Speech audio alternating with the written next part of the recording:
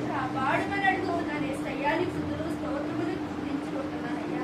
అయ్యా తండ్రి, గడిచిన తండ్రి 6 మాసాలు ఈ కృపలో నీ దయలో కాపాడాలి. మా రాకపోకల్లో, మా పరిపాటుల్లో, మా అవసరంలో, మా అక్కల్లో, మా బలహీనతల్లో తండ్రి అన్నిట్లో మాతో ఉండి మాలో ఉండి ఏసయ్యా మా అడుగుల్లో అడిగేసుకున్న ఏంటంటే ఉండి తండ్రి మా చెయ్యి పట్టుకుని మమ్మల్ని నడిపించి ఆయుషిచ్చి ఆరోగ్యం ఇచ్చి అన్ని వస్త్రాలు ఇచ్చి ఇంటికి చెల్లించుకుంటూ యేసుక్రీస్తు నామములో అడిగి వేడుకుంటున్నారు తండ్రి. ఆమేన్, ఆమేన్. దేవునికి స్తోత్రం. దేవుని యొక్క మహా ఉత్సవమైన కృపలో అప్పుడే డిసెంబర్లో 2వ వారంలోనికి ప్రభు మనను నడిపించారు. గతించిన 2025వ సంవత్సరం జనవరి నుండి ఇప్పటి వరకు దేవుడు తన కాపుదల మనకిచ్చి ఆరోగ్యమిచ్చి ఆయుష్నిచ్చి బలమునిచ్చి శక్తినిచ్చి దేవుడు మనకు ఈ సమయంలోనికి నడిపించిన విధానం బట్టి దేవునికి వందనస్తున్నాయి. ప్రియులారా, ఈ సమయంలో ఒక శ్రేష్టమైన వాక్యాన్ని జ్ఞాపకం చేసుకుందాం. యోహాను సువార్త 3వ అధ్యాయము 16వ వచనం. యోహాను సువార్త 3వ అధ్యాయము 16వ వచనము చదువురా. దేవుడు లోకమును ఎంతో ప్రేమించురా. God so loved the world. దేవుడు లోకమును ప్రేమించాడు. లోకమంటే చెట్లు చేమలు కొండలు గుట్లైనా చెప్పండి. లోకమంటే ఒక తెలుగు కవి చెప్పాడు, చెప్పండిరా. లోకం అంటే మనుషులు, మట్టి కాదు. అంటే దేవుడు లోకాన్ని ప్రేమించాడు అని అంటే మనుషులను ప్రేమించాడు, అందరినీ ప్రేమించాడు. ఏ దేశం వారైనా, ఏ ఖండస్తులు అయినా, ఏ జాతి వారైనా, ఏ రంగు వారైనా దేవునికి పక్షపాతము లేదు. దేవుడు అందరినీ ప్రేమిస్తున్నాడు. కొంతమంది నల్లని వారు ఉన్నారు, ఎరుపు రంగు వారు ఉన్నారు, తర్వాత పసుపు రంగు వారు ఉన్నారు, తెల్లని వారు ఉన్నారు. అనేక రంగులు కలిగిన మనుషులను, దేశాలను, ప్రజలను దేవుడు ప్రేమించాడు. అసలు దేవుడు ప్రేమించడానికి కారణం ఏంటి? దేవుడు ప్రేమించడానికి కారణం ఏంటి అని అంటే, దేవుడు తన చిత్తాన్ని నరుడు ఉల్లంఘించాడు కాబట్టి, దేవుడు తన చిత్తాన్ని, తన ఆజ్ఞను ఉల్లంఘించాడు కాబట్టి దేవుడు నరులను పాపములోనికి నెట్టివేశాడు. సాతానుడు వారిని మోసగించి దేవుని సన్నిధి నుండి దూరంగా తోలివేశాడు. దేవునితో రోజు గడిపే ఆ సహవాసాన్ని సాతానుడు భంగపరిచాడు. ఎందుకు అనంటే వారిలో పాపము ప్రవేశించింది కాబట్టి. దేవునికి పాపము అసహ్యం. అందువలన మోసగించిన ఆ సాతాను ఆ పాము స్వరూపంలో ఉన్న దానిని శపించాడు. మోసగించబడిన స్త్రీ అయిన హవ్వను శపించాడు. మోసగింపబడిన పురుషుడైన ఆదామును శపించాడు. వారితో పాటుగా ఈ భూమిని శపించాడు దేవుడు. అంతకు ముందు భూమి చక్కని ఫలవృక్షాలు, చక్కని పుష్పాలు, ఇలాంటి సృష్టిని సాతానుడు పాడు చేశాడు. దానికి ప్రతిఫలముగా గచ్చ పొదలు, ముండ్ల తుప్పలు ఈ భూమి మొలిపించింది. దానికి ఫలితముగా భూమి ఆ శాపాన్ని పొంది సరి అయిన ఫలాలను ఫలించలేకపోతుంది. పైపెచ్చు దేవుని సన్నిధానములో నుండి ఆది నరులను దేవుడు తోలివేశాడు. తోలివేసి వారికి మరొక ఆజ్ఞ ఇచ్చాడు. ఈ పాపములో ఉండిన వారు ఆ పాపముతోనే జీవవృక్ష ఫలములను భుజిస్తే వారు ఇంకా నిరంతరము పాపంలోనే ఉంటారు అని వారిని ఆ ఏదేను తోట నుండి బయటకు నెట్టివేశాడు. ఆ జీవవృక్ష ఫలముల తోటకు దేవుడు ఆ జీవవృక్షమునకు పో మార్గమును కాచుటకు ఇటు అటు తిరుగుచున్న ఖడ్గ జ్వాలలను నిలవబెట్టెను. దేవుడు కఠినాత్ముడా? దేవుడు ఎందుకు వారిని తోటలో నుంచి నెట్టివేశాడు? కఠినత్వములోనే నేను చాలాసార్లు చెప్తాను, కోపించుచునే వాత్సల్యత చూపించే దేవుడు. ఆయన కోపము లేదంటే ఆది నరుడైన ఆదాము పాపములో జీవిస్తూ జీవవృక్ష ఫలాన్ని భుజిస్తే నిరంతరము పాపంలోనే ఉంటాడు అని వారిని దూరముగా తీసుకువెళ్ళిపోయాడు. దాని చుట్టూ అగ్ని జ్వాలలను అటు ఇటు తిరిగి అగ్ని జ్వాలలను కావలి ఉంచాడు.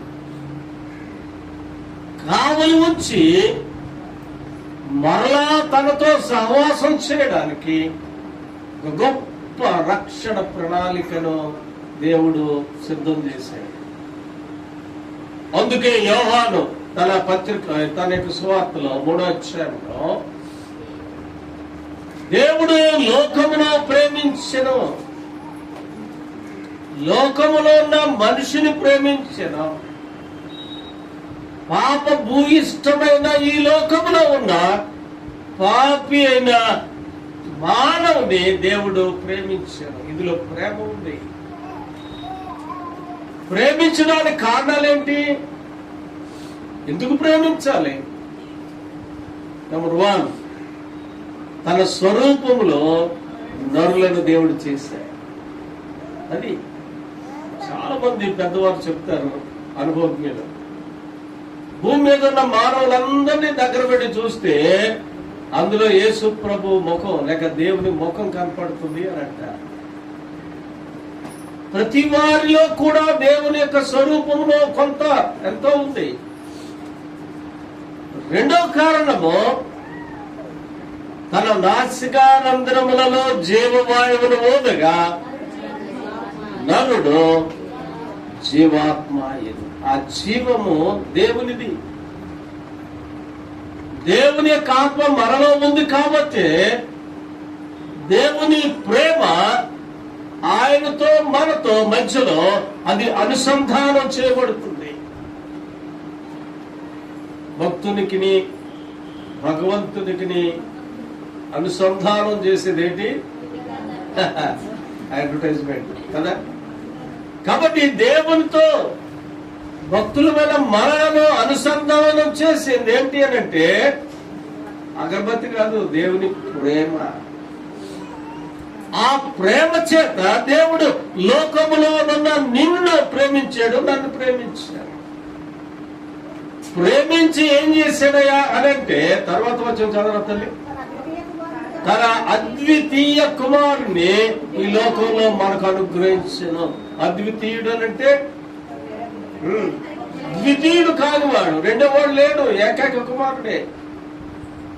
ఉన్న ఒక కుమారుని అబ్రహాము దేవుని ఆజ్ఞకు లోబడి ఎలాగైతే బలి ఇచ్చాడో, తండ్రి అయిన దేవుడు కూడా తనకున్న ఏకైక కుమారుడైన యేసును ఈ లోకమునకు బహుమానముగా ఇచ్చివేశాడు.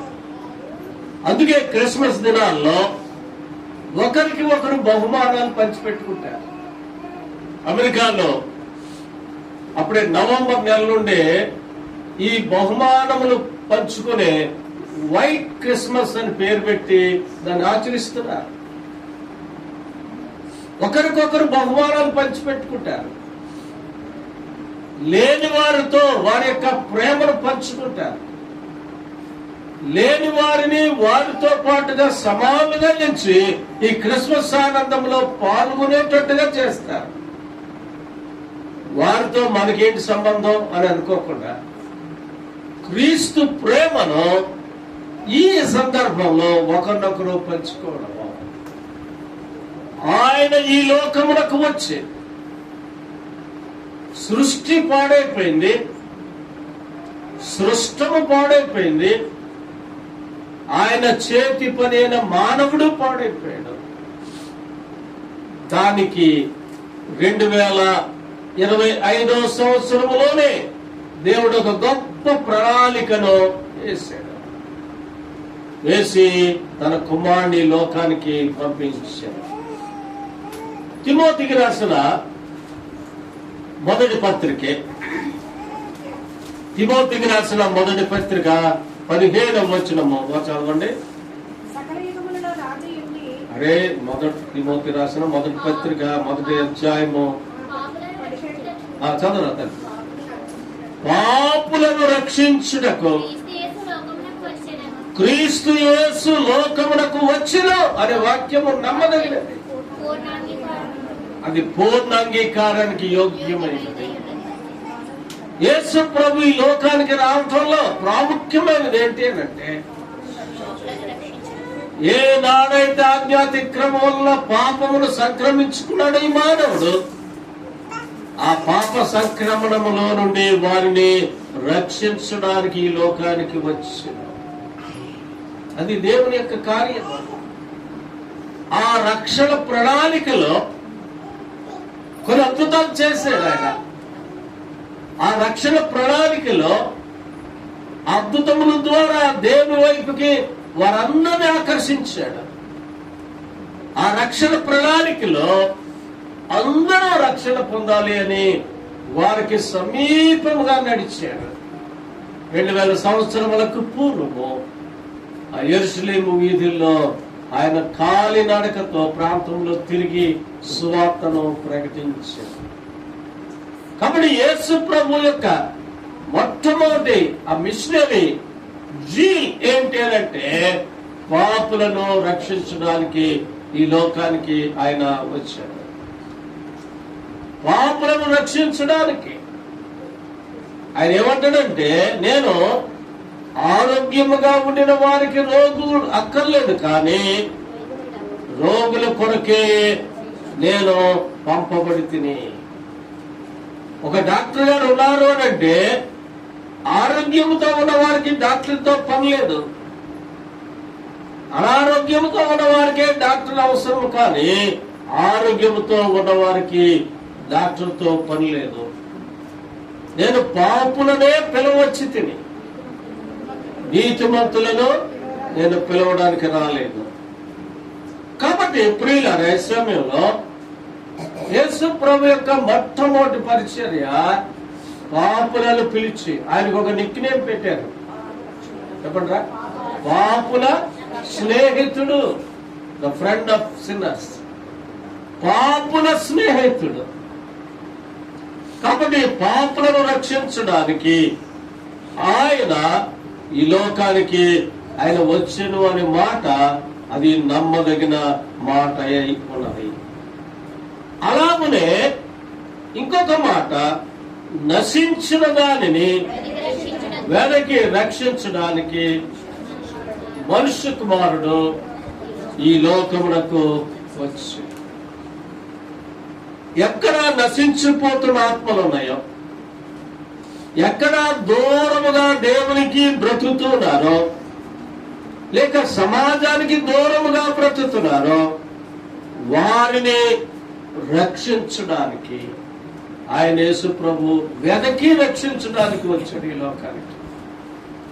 వెనక్కి రక్షించడానికి అందులో ఒక ప్రత్యేకమైన భాగం ఏంటంటే, ఒక యోహాను సువార్తలోనే శ్రేష్టమైన మాటలు మనకి అందించబడుతున్నాయి. ఒకే సువార్తలో ఆయన చేసిన అనేకమైన అద్భుతాలు. ఒకటి, తప్పిపోయిన కుమారుడు, పోగొట్టుకొనిన నాణెము, తర్వాత తప్పిపోయిన గొర్రె.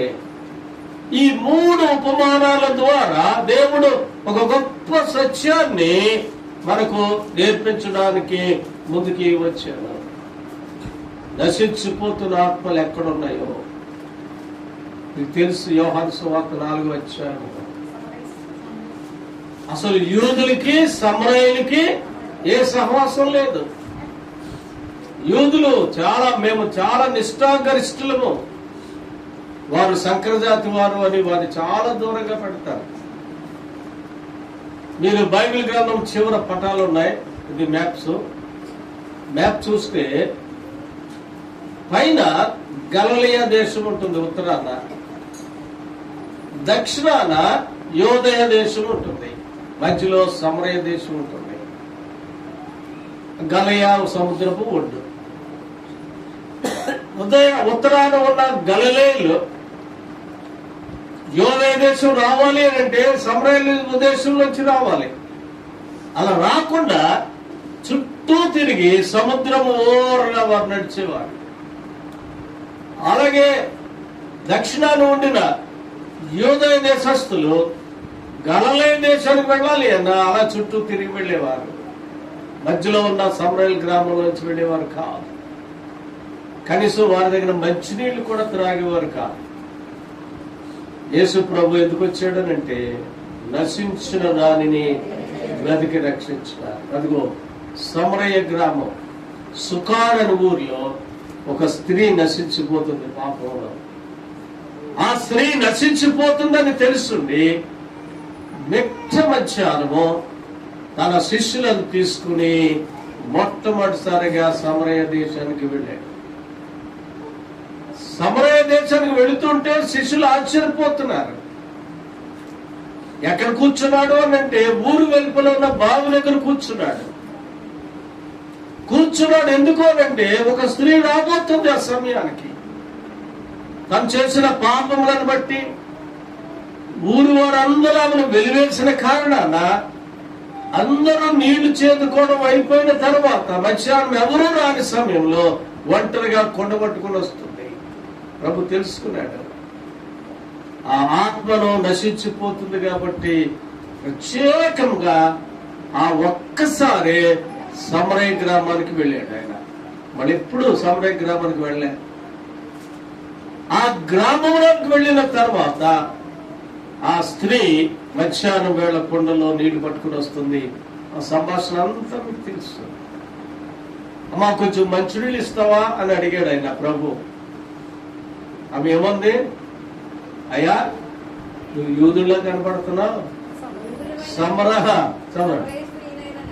యూదుడు అయిన నీవు సమరయ స్త్రీ అయిన నన్ను దాహమునకిమ్మని ఎలా అడుగుచున్నావు ఆయన అడిగింది.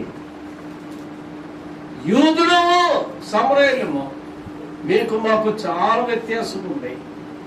మా చేతి నీళ్లు మీరు తాగరు కదా. ఆ సంభాషణ పట్టుకుని జీవజలములను గురించిన మాటలు ప్రభు చెప్పారు. ఆమె బయటికి వెళ్ళి ఎవరైతే వెలేశారో ఆ ఊరు చుట్టూరు వారి ఇంటింటికి వెళ్ళి నేను చేసినవన్నీ నాతో చెప్పిన మనుషులు చూడ నేనా క్రీస్తు కాడా అని అంటుంది. అది సువార్త. నేను చేసిన పాపములు నాకే తెలుసు, మీకెవరికి తెలియదు కదా. నాలో ఉన్న ఆ పాపపు జీవితము రహస్యమైన జీవితము నాకే తెలుసు. కానీ నా రహస్య జీవితాన్ని ప్రభు బట్టబయలు చేశాడు. మరి బట్టబయలు చేశాడంటే ఈయన క్రీస్తు కాడా మెస్సయ్య కాడా అని వెళ్ళి ఎవరైతే తను వెలివేశారో ఇంటికి వెళ్ళి చెప్తుంది, అమ్మా నా జీవితాన్ని బట్టబయలు చేశాడు, మనం ఎదురు చూస్తున్న మెస్సయ్య ఈయనే, రండి అనగానే ఆ ఊరు వారు అందరూ ప్రభు దగ్గరికి వచ్చేసారు. ఆ నుయ్యి దగ్గరికి ప్రభు కొన్ని మాటలు చెప్పిన తర్వాత వారు అడిగేదయ్యా, నువ్వు మాతో కొన్ని దినాలు ఉండండి, మా మధ్య ఉజ్జీవ సభలు పెట్టండి అని ప్రభువుని వేడుకోగానే ఆయన వారేం చెప్పారు తెలుసా? మాట తీయండి, 4వ అధ్యాయము యోహాను సువార్త 40వ వచనము. ఆ సమరయులు ఆయన యొద్దకు వచ్చి తమ యొద్ద ఉండమని ఆయనను వేడుకొనని గనుక, ఎవరిని వేడుకున్నారు? యూదుడైన యేసు ప్రభుని వేడుకున్నారు. వారిద్దరి మధ్య ఐక్యత లేని వారి మధ్య ఐక్యతను సమకూర్చాడు దేవుడు. రెండవది, మా దగ్గర ఉండండి అని వారు ఆశ్రయం కల్పించారు. వారు ఆశ్రయం కల్పించారు. యూదులు ఉంటారా వాళ్ళ దగ్గర? వారు అస్సలు ఉండరు. కానీ ప్రభు ఉన్నాడు. ఎన్ని రోజులు ఉన్నాడు? 2 దినాలు అక్కడ ఉండి వాక్యాన్ని బోధించారు. వాక్యాన్ని బోధించిన తర్వాత వారేమన్నారంటే, ఆయన మాటలు వినినందుకు ఇంకా అనేకులు నమ్మి ఆ స్త్రీని చూచి, ఇక మీదట నీవు చెప్పిన మాటను బట్టి కాక మా మట్టుకు మేము విని ఈయన నిజముగా లోక రక్షకుడు అని తెలుసుకొని నమ్ముకొని ఉన్నాము. దేవుడికి స్తోత్రం చెప్తాం. హల్లెలూయా. ఈయన లోకాన్ని రక్షించే రక్షకుడు ఈయనే. మనం ఎదురు చూస్తున్న మెస్సయ్య ఈయనే అని వారు గ్రామము అంతా కూడా, సమరయుల గ్రామం అంతా కూడా యేసు ప్రభుని అంగీకరించారు రక్షకుడుగా. లోక రక్షకుడు, సేవియర్ ఆఫ్ ది వరల్డ్, ఈయనే లోక రక్షకుడు.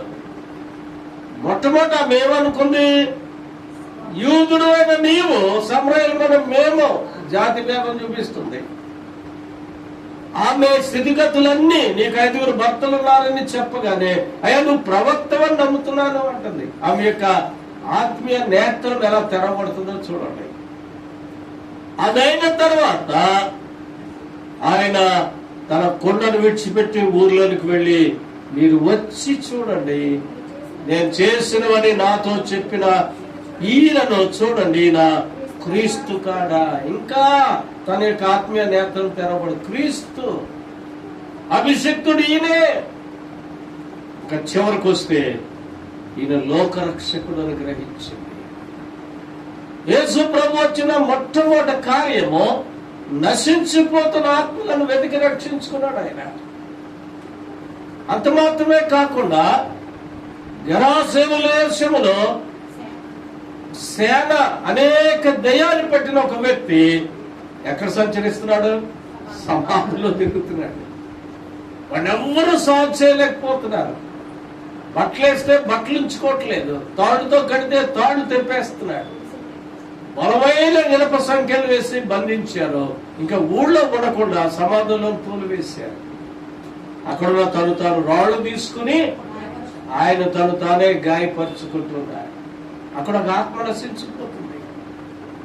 ఒకవేళ సమాజంలో ఉన్నవారు ఏమనుకుంటారంటే, పోనండి ఒకడు ఎవరి మాట వింటలేదు అని వదిలేస్తారేమో. ప్రభావం వదలలేదు. అతను దగ్గరకు వెళుతుంటే ఆ దయ్యాలు పెట్టినవాడు ఏమన్నంటే, సర్వోన్నతుడా, దేవుని కుమారుడా, నాతో నీకేం పని? నేను పాపులము, నువ్వు పరిశుద్ధుడు, నీకు నాకేం సంబంధం? నీతోనే పనుందిరా బాబు అనుకుని వెళ్ళాడు.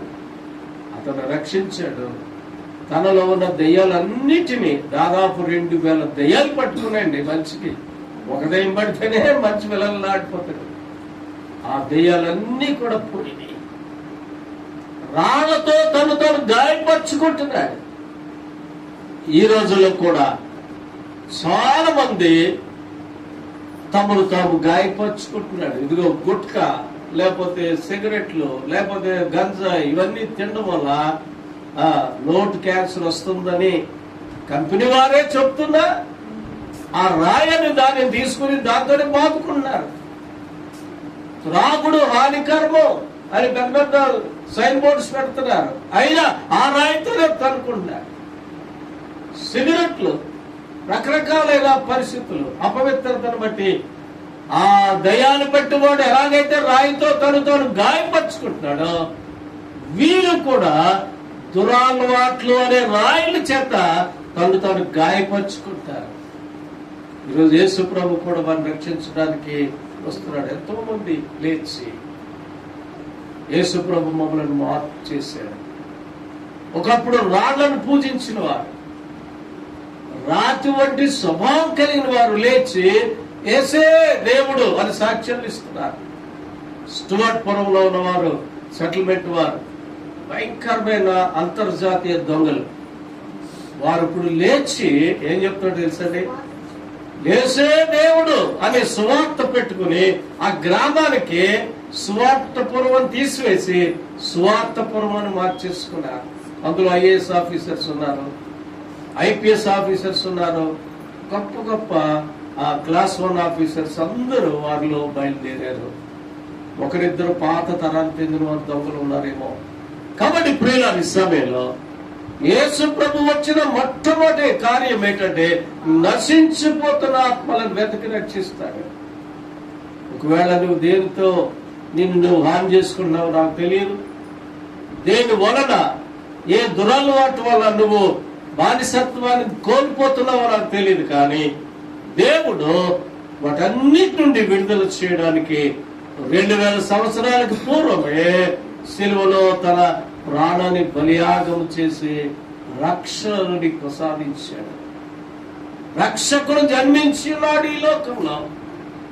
యేసు అన్న మాటకి అర్థం ఏంటంటే తన ప్రజలను తన పాపముల నుండి వారిని రక్షించాడు. కాబట్టి ఆయనకు యేసు అని పేరు పెట్టారు. ఎవరు పెట్టారు ఈ పేరు? పరలోకం నుండి వచ్చిందండి ఆ పేరు. పరలోకంలో నుండి ఆ పేరు పంపబడ్డది. యేసు అనే పేరు పరలోకంలోనికి వచ్చింది. ఈయన రక్షకుడు ఎవరు అనంటే పాపముల నుండి రక్షించేవాడు, కాబట్టి ఆయనకు రక్షకుడు అని పేరు. నేడు రక్షకుడు ఉదయించాడు. యేసు జన్మించిన దినాన్ని రక్షణ లోకానికి ప్రసాదించబడుతుంది. 2000 సంవత్సరాలకు పూర్వమే ఆ రక్షణ సిలువలో గల్గొతా కొండ మీద సిలువలో కార్చిన వెలలేని రక్తము ద్వారా ఇమ్మానుయేలు యొక్క రక్తము ఆ కలవరి కొండ మీద నుండి పారుతూనే ఉంది, అది స్రవిస్తూనే ఉంది. ఓ పాపి, నువ్వు అందులో మునిగి నీ పాపములను కడుక్కో. అప్పుడు నిజమైన రక్షణ నీ హృదయంలోనికి వస్తుంది. అప్పుడే నీ హృదయంలో క్రీస్తు పుట్టాడు అనే సంతోషాన్ని మనకు వస్తుంది. కాబట్టి యేసు పుట్టడం ద్వారా మనకు రక్షణ ప్రసాదించబడింది. ఆ రక్షణను కేవలము ఊరికనే దేవుడిస్తాడు.